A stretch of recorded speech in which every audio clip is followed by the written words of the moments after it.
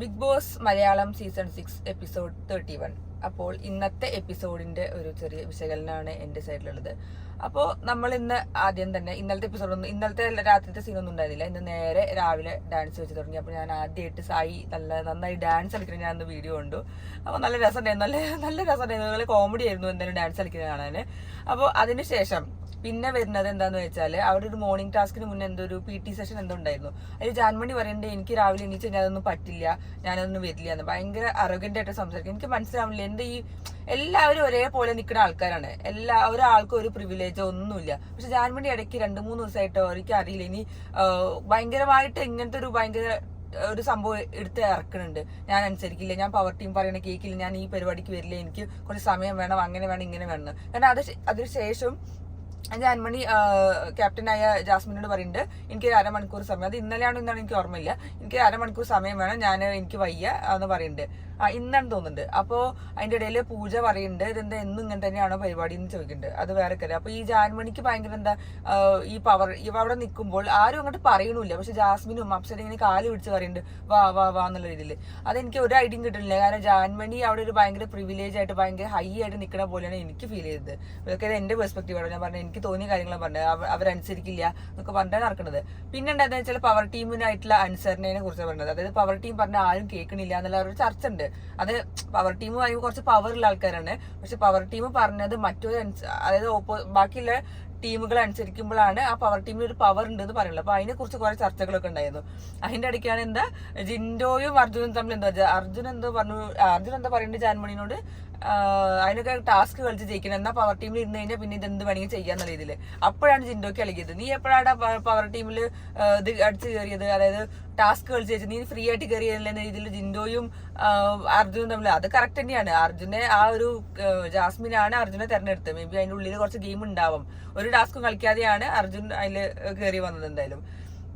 അപ്പൊ ആ ഒരു ചർച്ചകൾ നടന്നു. അതിനിടയ്ക്ക് അപ്സര ഭയങ്കര ഞാൻ അനുസരിക്കില്ല, ഞാൻ പവർ ടീം പറഞ്ഞത്. കാരണം അത് അപ്സരല്ല, സോറി, അൻസിബ പറയുന്നുണ്ട് ഞാൻ പവർ ടീം പറഞ്ഞ അനുസരിക്കില്ല, അങ്ങനെയാണ് ഇങ്ങനെയാണ് പറഞ്ഞ് കുറച്ച് സംഭവമൊക്കെ ഉണ്ടായിട്ടുണ്ട്. അപ്സര പറഞ്ഞു ക്യാപ്റ്റനോട്, അതായത് അപ്സര പവർ ടീമിലാണല്ലോ, അപ്പൊ അപ്സര ക്യാപ്റ്റനോട് പറഞ്ഞു എല്ലാവരോടും പോകാൻ പറയൂ, അവർ പണിയെടുക്കട്ടെ പറഞ്ഞാൽ. അപ്സര പറഞ്ഞു ഞാൻ പോയില്ല, എനിക്ക് പണിയെടുക്കാൻ സൗകര്യമില്ല. അപ്സര പറയുമ്പോൾ ഞാൻ കേൾക്കില്ല എന്ന്.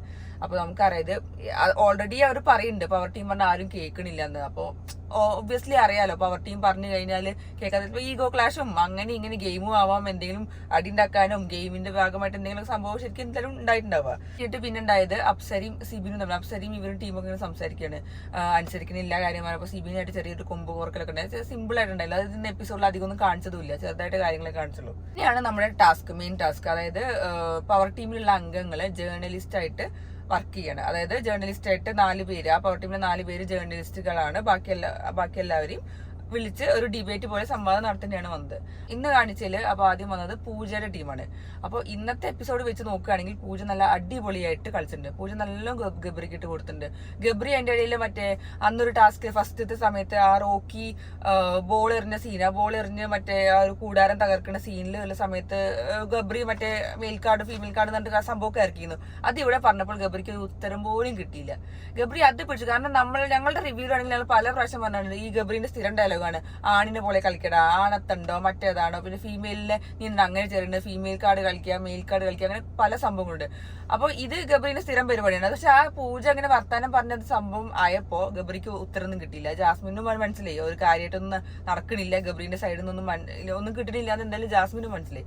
അപ്പൊ അതൊരു സംഭവം. അപ്പൊ പൂജയ്ക്ക് എന്തായാലും നല്ല പറയാൻ അറിയാം നമുക്ക്. നമ്മൾ ഇന്റർവ്യൂവിലൂടെ മാത്രമേ പൂജനെ കണ്ടുള്ളൂ, പക്ഷെ ചിരിച്ചുകൊണ്ടുള്ളൊരു മുഖത്തില്ല. പക്ഷെ പൂജ ചിരിച്ചുകൊണ്ട് തന്നെ നല്ല അടിപൊളിയായിട്ട് ഉത്തരം പറഞ്ഞിട്ടുണ്ടായിരുന്നു. അതെനിക്ക് ഭയങ്കര ഇഷ്ടമായി. പിന്നെ അതേപോലെ ആ ടീമിലായിരുന്നു അഭിഷേക് ഉണ്ടായിരുന്നു. അപ്പൊ LGBTQന്റെ ആ സംഭവം എന്തായാലും അത് സംസാരം വന്നു. കാരണം നമ്മളിപ്പോ അറിയാം ഇപ്പൊ ഈ 2 ദിവസമായിരുന്നു, ഞാൻ ഇതിന്റെ മുന്നത്തെ വീഡിയോയിൽ പറഞ്ഞു ഓൾറെഡി, LGBTQന്റെ സംഭവമായിട്ടിട്ട് പുറത്ത് കുറച്ച് വിവാദങ്ങൾ കത്തുണ്ട് ഈ രണ്ട് അഭിഷേകുമാർ തമ്മിൽ. അതിന് മുന്നേ അത് പറയണം, അഭിഷേക് ജാൻമണി ആ ഒരു സംസാരം പറയുന്നുണ്ട്. അഭിഷേക് പറയുന്നത് എന്താ, ഞാൻ ഇങ്ങനെയുള്ള ആൾക്കാരുടെ അല്ല, LGBTQക്കാർക്ക് എതിരെ അല്ല കളിക്കുന്നത്, പക്ഷെ അവര് ബാക്കിയുള്ള ഫാമിലിനെ കുറിച്ച് പറയുമ്പോഴാണ് എനിക്ക് പ്രശ്നം അങ്ങനെ പറഞ്ഞത്. അപ്പോ ഈ കാര്യം ജാസ്മിൻ അതിന്റെ ഇടയിൽ പറഞ്ഞു, നിങ്ങൾ എന്തിനാ LGBTQ എതിരെ പറയുന്നത്, എന്താ പറയാ ഈ ഒഴുക്കിനെതിരെ നീന്താൻ വേണ്ടി നോക്കിയ ആള് ഇപ്പൊ ഒഴുക്കിനൊപ്പം നീന്തണം. അത് എനിക്കും തോന്നി. കാരണം ആദ്യം ഇവൻ വലിയ സംഭവമായിട്ട് ഞാൻ LGBTQ എതിരെയുള്ള പുറത്തുള്ള കാര്യം ഞാൻ ജസ്റ്റ് എനിക്ക് അത്രേ അറിയുള്ളൂ. പുറത്ത് ഇവൻ എങ്ങനെയാന്ന് വെച്ചാൽ LGBTQ എതിരാണെന്നാണ് ഞാൻ കേട്ടൊരു അറിവ്. പക്ഷെ ഇപ്പൊ അകത്ത് ചെന്നപ്പോൾ ജാൻമണിയോടൊക്കെ സംസാരിച്ചിട്ട് അത് ആ ഒരു ഫ്ലോയില്, കാരണം അതിന് എതിര് വന്നു. മേ ബി ഈ നോമിനേഷനിൽ വന്നോണ്ടാവാൻ ചിലപ്പോൾ, കാരണം നോമിനേഷനിൽ എല്ലാവരും ഏറ്റ റീസൺ അതായിരുന്നു. അപ്പൊ അതിന് ശേഷമാവും മേ ബി ഇവൻ വിചാരിച്ചിട്ടുണ്ടാവും നമ്മൾ ഇനി അങ്ങനെ കളിച്ചിട്ട് കാര്യം ഉണ്ടാവില്ല, ഒപ്പം നിന്നിട്ട് കാര്യം ഉണ്ടാവില്ല വെച്ചാൽ ആ ഒഴുക്കിനൊപ്പം അത് പോയത്. അപ്പൊ ജാസ്മിൻ ചോദിച്ച ഒരു ക്വസ്റ്റ്യൻ കറക്റ്റ് തന്നെയായിരുന്നു. അതിനെ സപ്പോർട്ട് ചെയ്ത് ബാക്കിയെല്ലാം നിന്നാണ് അതിനേക്കാളും വലിയ രസം ഉണ്ടായത്. അപ്പൊ ഒബ്വിയസ്ലി എല്ലാവർക്കും മനസ്സിലായിട്ടുണ്ടോ അഭിഷേക് പറഞ്ഞ കാര്യങ്ങൾ കുറച്ച് തെറ്റുണ്ട് എന്നുള്ളത്. അതാവും മേ ബി എല്ലാവരും ഒപ്പം നിന്നിട്ട് ജാസ്മിനെ സപ്പോർട്ട് ചെയ്ത്.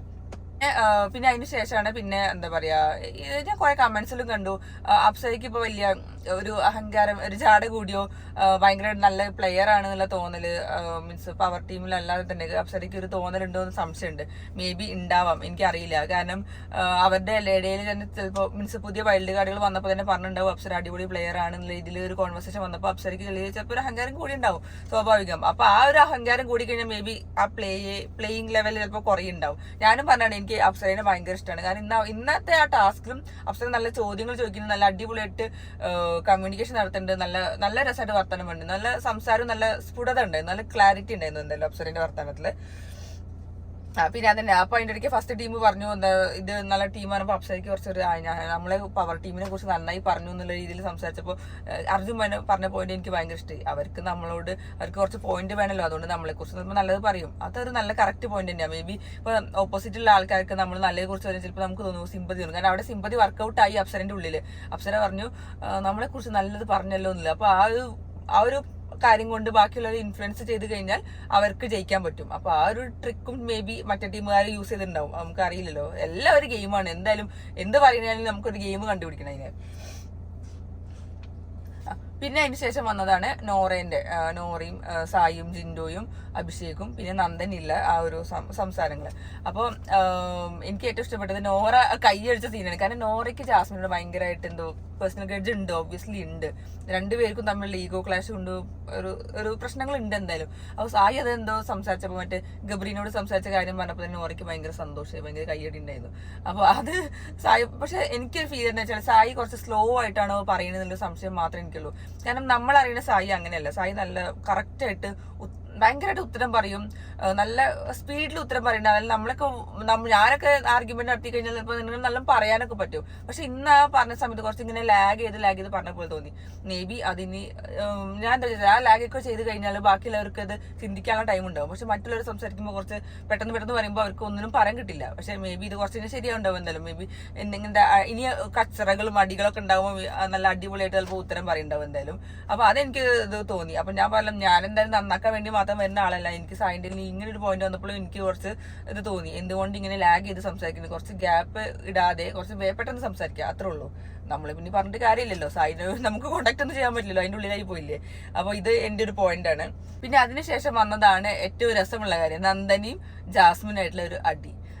അതെനിക്ക് ഭയങ്കര ഇഷ്ടപ്പെട്ട ചോദ്യം. കെട്ടിപ്പിടിക്കാൻ വന്നപ്പോ അത് നന്ദന മനഃപൂർവ്വം, കാരണം അതിന് മുന്നേ ജാസ്മിൻ സായിനോട് ചോദിച്ചു നന്ദനെ കുറിച്ചുള്ള അഭിപ്രായം. അപ്പൊ സായി പറഞ്ഞു ഒബ്വിയസ്ലി പ്രീ പ്ലാൻഡ് ആയിട്ട് വന്നതാണ് എന്നുള്ള രീതിയിൽ പറഞ്ഞു. അതിനുശേഷം പിന്നെ ചോദ്യം ചോദിച്ചത് സംസാരിച്ചപ്പോഴത്തേക്കും ടൈം കഴിഞ്ഞു. അത് കഴിഞ്ഞപ്പോഴാണ് ഇവർ രണ്ടുള്ള സംസാരത്തില് നന്ദന പറഞ്ഞു നീ ഗബ്രീനെ മാത്രമേ കെട്ടിപ്പിടിക്കുള്ളൂ. അത് ഇന്റൻഷനലി ചോദിച്ചതാണ്, വെറുതെ ആ ഒരു ടോപ്പിക് എന്തായാലും ജാസ്മിനെതിരെ ആയുധമാക്കാൻ വേണ്ടി തന്നെയാണ് നന്ദന പുറത്തുനിന്ന് നിങ്ങളുടെ അകത്ത് കയറിക്കുന്നത്. കാരണം അത് പൊട്ടിക്കഴിഞ്ഞാൽ നല്ല സപ്പോർട്ടും കിട്ടുമെന്നറിയാം, നല്ല അടിപൊളിയായിട്ട് ഉത്തരം പറയാനും അറിയാമല്ലോ. അതിന്റെ ഇടയ്ക്ക് കെട്ടിപ്പിടിച്ച കാര്യം ഉമ്മ വയ്ക്കാൻ നിങ്ങൾക്കൊക്കെ ഉമ്മ വയ്ക്കാലോ അങ്ങനെ ഇങ്ങനെ പറഞ്ഞപ്പോൾ, കാരണം ജാസ്മിനെ തളയ്ക്കാനുള്ള ഏറ്റവും നല്ല ഐഡിയ ആ സംഭവമാണ്. ആ ഒരു കോമ്പോയെ കുറിച്ച് പറഞ്ഞു കഴിഞ്ഞാൽ ജാസ്മിന് നല്ല ഇളകും. അപ്പൊ നല്ല കൂടുതൽ പറയുകയും ചെയ്യും, അതെന്ന് പറയുകയും ചെയ്തു. പക്ഷെ ഞാൻ കുറച്ച് കാര്യം ശ്രദ്ധിച്ചെന്ന് വെച്ചാൽ ഇപ്പൊ ജാസ്മിനും ഗബ്രും ഒരുമിച്ചല്ല പോണതും, ഒരുമിച്ചല്ല അങ്ങനെ കൂടുതൽ ഇരിക്കുന്നത്. മേ ബി രണ്ടുപേരും രണ്ട് റൂമിലായോണ്ടാണെന്ന് അറിയില്ല. അപ്പൊ അങ്ങനെ കുറച്ച് തോന്നി മേ ബി അവരിനി ഗെയിമായിട്ട് കളിക്കാൻ തുടങ്ങിയോ അറിയില്ല. അങ്ങനെ കളിച്ചാൽ തന്നെ അടിപൊളിയാവും. പിന്നെ അതിന് ആ ഒരു അടി പിന്നെ നന്ദനായിട്ടുള്ള അടി കുറച്ച് ഇങ്ങനെ നീണ്ടുപോയി, അത്രയും ഉണ്ടായിട്ടുള്ളൂ. പിന്നെ അതന്നെ ഈ അതോടെ ഈ എപ്പിസോഡ് എന്തായാലും കഴിഞ്ഞിരിക്കുന്നു. പിന്നെ നമുക്ക് പ്രൊമോ കണ്ടു. പ്രൊമോയിൽ എന്തായാലും നാളത്തേല് അപ്സരയും അൻസിബിയും തമ്മിൽ കുറച്ച് ഒരു കാറ്റ് ഫൈറ്റ് ഉണ്ട്. അത് അടിപൊളിയായിട്ട് പോകുന്നു തോന്നുന്നു. കാരണം ഒരു ചെറിയ ക്ലിപ്പ് കണ്ടുള്ളൂ, അത് മേ ബി നന്നാവുമെന്ന് വിചാരിക്കുന്നു. അപ്പൊ ഇത്രേ ഉള്ളൂ ഇന്നത്തെ എപ്പിസോഡ്.